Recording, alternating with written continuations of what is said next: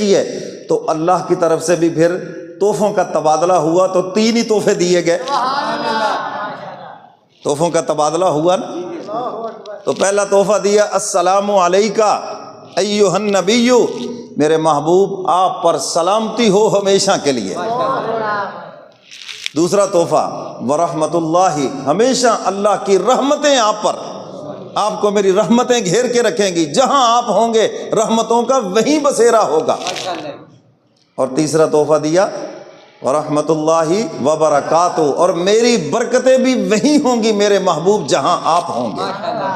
3 تحفے دیے گئے، سمجھ گئے کہ نہیں؟ السلام علیکہ ایھا النبی پہلا تحفہ، ورحمۃ اللہ دوسرا تحفہ، وبرکاتہ تیسرا تحفہ۔ یہ 3 تحفے حق تعالیٰ نے اپنے محبوب کو عطا فرمائے۔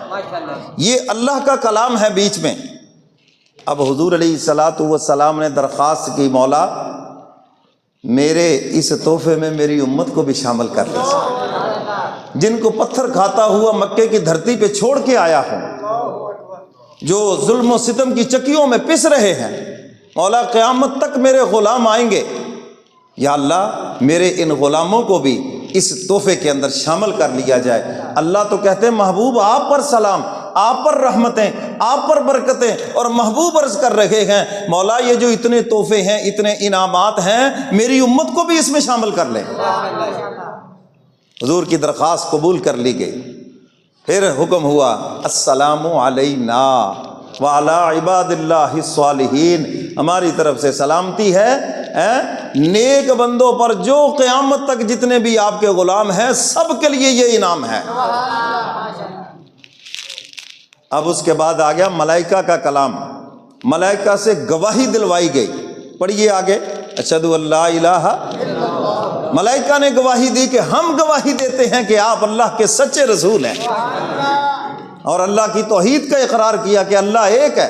اشہد ان لا الہ الا اللہ، تو نماز کے اندر یہ انگلی اشہد ان لا الہ الا اللہ پہ نیچے آنی ہے، یہ گواہی دینی ہے۔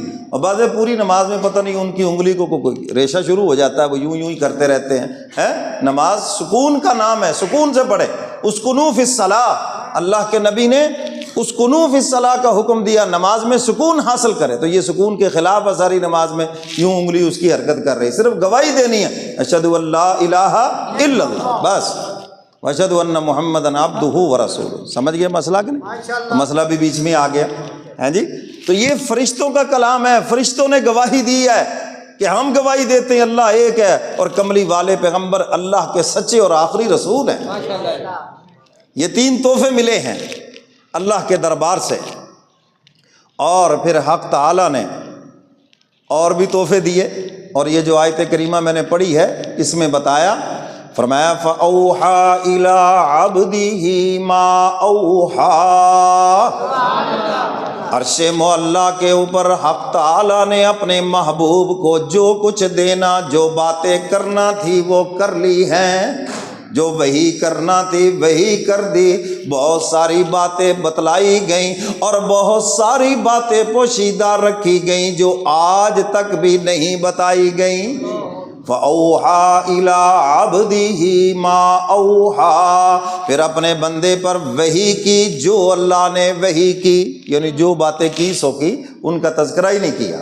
تو پھر 3 تحفے، 3 انعام اور بھی عطا فرمائے، اور وہ کیا ہے؟ سورہ بقرہ کی آخری آیت عطا فرمائی، کہہ دو سبحان اللہ۔ اور پھر 50 نمازوں کا تحفہ بھی ملا۔ کیا ملا؟ کیا ملا جی؟ گھبرا گئے؟ کیا ملا جی؟ 50 نمازوں کا تحفہ ملا ہے جی، اور سورہ بقرہ کی آخری آیتیں عطا کر دی گئی۔ اور تیسرا جو تحفہ ملا، فرمایا کہ جس کے نامہ اعمال میں شرک نہیں ہے، حق تعالیٰ فرماتے ہیں محبوب آپ سے وعدہ ہے میں آپ کے امتی کو معاف کر دوں گا۔ شرک نہیں ہے نامہ اعمال میں، قانون دے دیا، ان اللہ لا یغفر ان یشرک بہ ویغفر ما دون ذلک لمن یشاء۔ حق تعالیٰ فرماتے ہیں میں نے مشرک کو معاف نہیں کرنا، باقی جو بھی گناہ ہیں سب معاف کر دوں گا، میں نے شرک معاف نہیں کرنا۔ اگر کوئی دنیا سے شرک کرتا ہوا آ گیا بغیر توبہ کے، توبہ نہیں کی، شرک کرتے کرتے مر گیا، حق تعالیٰ فرماتے ہیں میرے محبوب اس کے لیے آپ کی سفارش بھی کام نہیں آئے گی۔ وَيَغْفِرُ مَا دُونَ ذَلِكَ لِمَن يَشَاءُ، اور اگر اور گناہ کرتے کرتے بغیر توبہ کے آ گیا تو معافی کا کوئی نہ کوئی بہانہ تو ضرور بن جائے گا، کوئی نہ کوئی بہانہ بنے گا، یا زیادہ پھر یہ ہوگا سزا بھگتے گا اور بھگتنے کے بعد کسی نہ کسی دن جہنم سے نکل کے جنت میں چلا جائے گا۔ اللہ ہم سب کو محفوظ فرمائے۔ بہت مشکل مقام ہے، بات کرنا بڑی آسان ہے لیکن بہت مشکل ہے۔ تو فرمایا کہ جس کے نامہ اعمال میں شرک نہیں، اب شرک کی ذرا ڈیفینیشن بھی سن لے، بھی شرک کہتے کس کو ہیں؟ اللہ تعالیٰ کی ذات میں اور اس کی صفات میں کسی کو شریک ٹھہرانا، اس کو شرک کہتے ہیں۔ اللہ کی طرح کوئی اللہ نہیں ہے، اور جو اللہ کی صفات ہیں وہ کسی بندے میں نہیں ہے۔ زندہ کرنا، مارنا، رزق دینا، اولاد دینا، عزت دینا، ذلت دینا، نفع دینا، نقصان دینا، یہ سارے کس کے کام ہیں؟ سارے بولو کس کے کام ہیں؟ اللہ کے کام ہیں۔ اللہ کے ان کاموں میں نہ نبی شریک ہیں، نہ صحابہ شریک ہیں، نہ ولی غوث قطب ابدال شریک ہیں، بلکہ وہ وحدہ لا شریک ہے۔ لم یلد ولم یولد ولم یکن لہ کفوا احد، نہ کوئی اس کی خدائی میں شریک ہے، نہ کوئی اللہ کے برابر ہے، وہ وحدہ لا شریک ہے۔ آپ جس مسلک سے بھی تعلق رکھتے ہیں ہمارے لیے قابل احترام ہیں، لیکن ایک بات کان کھول کے یاد رکھنا، اگر تمہارے نامہ اعمال میں شرک پایا گیا تو پھر حضور کی سفارش سے بھی محروم ہو جاؤ گے، اور باقی جتنے بھی ہیں حق تعالیٰ معاف فرما دیں گے۔ حجت الاسلام مولانا قاسم نانوتوی رحمۃ اللہ علیہ، بانی دارالعلوم دیوبند، ان سے کسی نے پوچھا حضرت جب اللہ سب کچھ معاف کر دیں گے تو شرک کیوں نہیں معاف کریں گے؟ اللہ کے لیے کیا مشکل ہے، یہ بھی کر دیں۔ فرمایا میں تمہیں ایک مثال سے بات سمجھاتا ہوں، پھر تمہیں سمجھ آئے گی، ایسے بات نہیں سمجھ آئے گی۔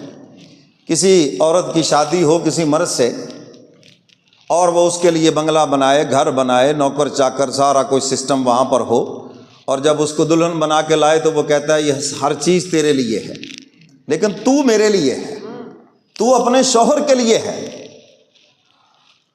اب اگر وہ عورت کام نہ کرے، جرم ہے مگر قابل برداشت ہے، زبان چلاتی ہے کیونکہ ان کی یہ فطرت ہے، زبان چلاتی، وہ کہتے مقولہ ہے نا، عورتوں کی زبان نہیں رکتی، مردوں کے ہاتھ نہیں رکتے، اگر یہ زبان روک لیں تو ان کے ہاتھ رک جائیں۔ اللہ اللہ خیر صلی اللہ۔ تو ویسے بھی بے وقوف آدمی زیادہ ہی بولتا ہے، تو ان کی عقل تھوڑی ہے، انہوں نے بولنا ہی ہے۔ حضرت تھانوی رحمۃ اللہ علیہ سے کسی نے کہا جی میری بیوی بولتی بہت ہے، کوئی تویز ہی دے دیں، کوئی اس کی زبان بند ہو جائے۔ حضرت نے فرمایا اس کی زبان نہیں بند ہو سکتی، البتہ تم اپنا زاویہ نگاہ بدل لو۔ فرمایا تم یہ سمجھو یہ میری چڑیا ہے، اور چڑیا کا کام کیا ہوتا ہے؟ چہچہانا، ہر وقت چڑچڑ کرنا ہے، تو یہ چڑیا ہے تو اس نے چڑچڑ تو کرنی ہے، تو فرمایا تم سمجھ لو کہ بس چڑیا ہے، اور چڑیا کا کام یہی ہے، اور یہ سلسلہ ایسے ہی چلے گا۔ سمجھ گئے بات کہ نہیں؟